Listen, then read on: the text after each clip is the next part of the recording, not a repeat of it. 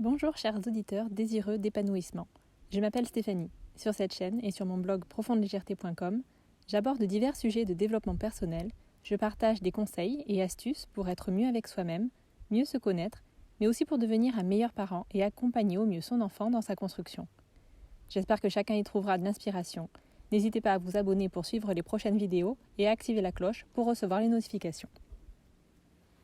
Vous arrive-t-il de vous sentir émotionnellement instable à certaines périodes de votre cycle menstruel, sans savoir gérer ces émotions qui font yo-yo? Si vous êtes une femme, vous avez très certainement déjà entendu cette phrase « T'as tes règles ou quoi ?» Si vous êtes un homme, vous l'avez probablement déjà prononcée. Cette remarque, qui soit dit en passant n'est jamais agréable, sous-entend que les hormones féminines ont un impact sur l'humeur des femmes. Pourtant, nous savons que ce sont nos pensées qui génèrent nos émotions. Alors quelle est la part de vérité ? Les hormones féminines jouent-elles un rôle sur l'émotionnel? Et comment mieux vivre son cycle menstruel dans ce cas-là? Aujourd'hui, je m'adresse plus précisément aux femmes qui souhaitent vivre plus sereinement leur cycle. Toutefois, les hommes pourraient avoir un intérêt à écouter ce qui suit pour mieux comprendre les femmes de leur entourage. Sans plus attendre, on commence. Les montagnes russes du cycle menstruel. Comprendre le pourquoi du cycle féminin. Petit retour en arrière avec un mini-cours de SVT. Non, je plaisante, on ne va pas rentrer dans ce niveau de détail. Le cycle menstruel est là pour créer la vie. C'est grâce à lui qu'une femme peut enfanter. Pendant en moyenne 40 ans, de la puberté à la ménopause, le corps d'une femme se préparera chaque mois à une éventuelle grossesse. Pour pouvoir accueillir un fœtus, le corps aura besoin que ses organes y soient favorables. Utérus, parois vaginales. Si on compare ça à un match de rugby, au moment d'attraper le ballon, vous devez mettre votre corps dans la position idéale pour le réceptionner correctement. Si vous êtes les mains dans les poches, vous risquez de vous le prendre en pleine poire, c'est pas le but.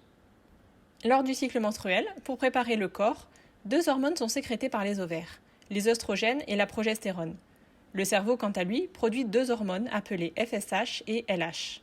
Promis, on ne va pas s'attarder sur ces noms barbares. Une histoire d'hormones, mais pas que. Voici un petit schéma, pris sur le site clearblue.com, de l'activité de ces hormones sur un cycle entier. Comme on peut le voir, la sécrétion de ces hormones varie tout au long du cycle, et c'est justement cette variation, montée et descente, qui va avoir un impact sur les émotions. Les fluctuations sont plus importantes dans la deuxième moitié du cycle. C'est pourquoi les hauts et bas émotionnels sont plus présents à ce moment-là. Les symptômes physiques liés au corps qui se modifie, sensibilité des seins, du ventre, fatigue, maux de tête, faiblesse dans les jambes, peuvent aussi avoir un impact sur l'humeur. Ce qui se comprend. Peu de personnes sont hyper souriantes et agréables avec un mal de tête, des douleurs physiques ou une grosse fatigue, y compris les personnes qui n'ont pas leurs règles. Si certaines femmes ont des symptômes modérés, d'autres ressentent de véritables douleurs handicapant réellement leur quotidien, ce qui ajoute une dose de stress pour elles et d'incompréhension de la part de leur entourage puisque ce n'est pas visible. Les 4 phases du cycle féminin. On peut découper un cycle en 4 phases d'une semaine, puisqu'un cycle dure en moyenne 28 jours. Phase 1. Le premier jour des règles marque le début du cycle. Les règles permettent au corps d'éliminer ce qui n'a pas été utilisé. Puisqu'il n'y a pas eu de fécondation, la muqueuse utérine n'a plus lieu d'être. Le cerveau commence à sécréter la FSH qui va stimuler les ovaires dans le but de créer les ovules. À ce stade, le taux d'hormones féminines est bas.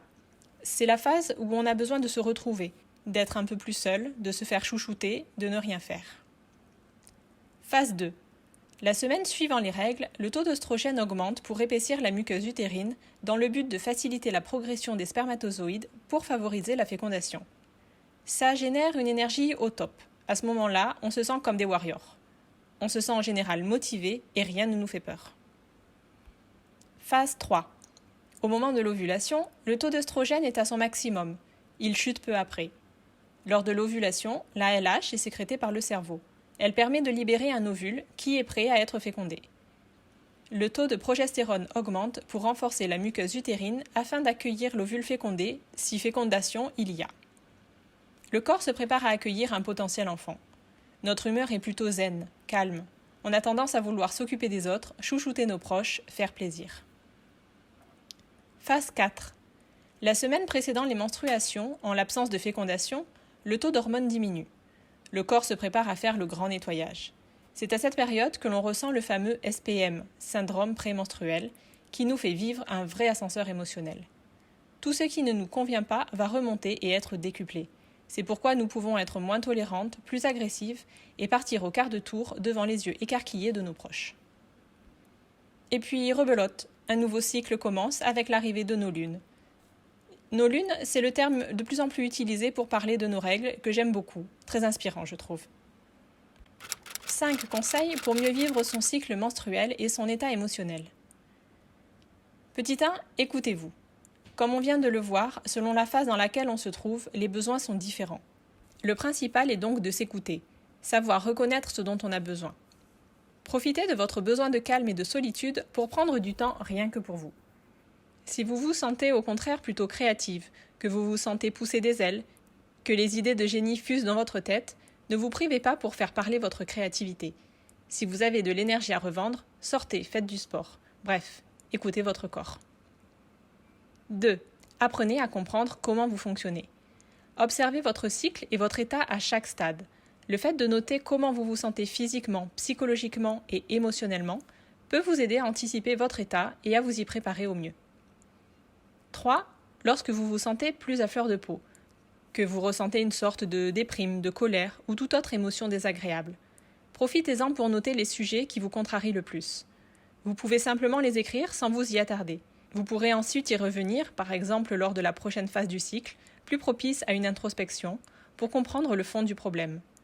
Pourquoi pas en faisant un flot de pensée, relié à un des points en particulier. Car ce que vous ressentez ne sort pas de nulle part. C'est juste que vos émotions sont exacerbées. Il est donc intéressant de s'y intéresser. 4. Détachez-vous du regard des autres.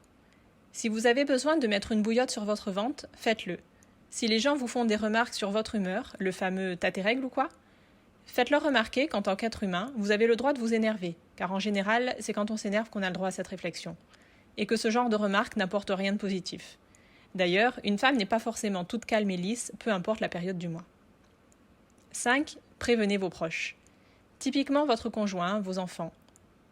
Dites-leur que vous êtes plus sensible, fatigué, irritable, susceptible, et que vous en avez conscience. Vous ne pouvez pas attendre d'eux qu'ils vous comprennent si vous ne leur expliquez pas. Vous pouvez leur dire que pour vous aider, ils n'ont rien de spécial à faire, juste être compréhensif et savoir que c'est plus difficile pour vous de gérer vos émotions. Soyez honnête avec eux sur le fait que vous avez des hauts et des bas émotionnels, qu'une remarque va peut-être vous faire surréagir, que ce n'est pas contre eux, que vous pouvez être plus triste, énervé, ému que d'habitude. J'espère que ceci aura pu vous éclairer, que vous aurez trouvé ce dont vous avez besoin pour mieux vivre chaque phase de votre cycle. Si vous pensez qu'il peut intéresser une personne de votre entourage, n'hésitez pas à lui partager. Une femme qui vit des hauts et bas émotionnels importants, un homme qui a du mal à comprendre ce que ressent sa femme, ou même une jeune fille pour mieux comprendre ce qu'il se passe dans son corps. Merci pour votre écoute et à très bientôt pour une prochaine vidéo.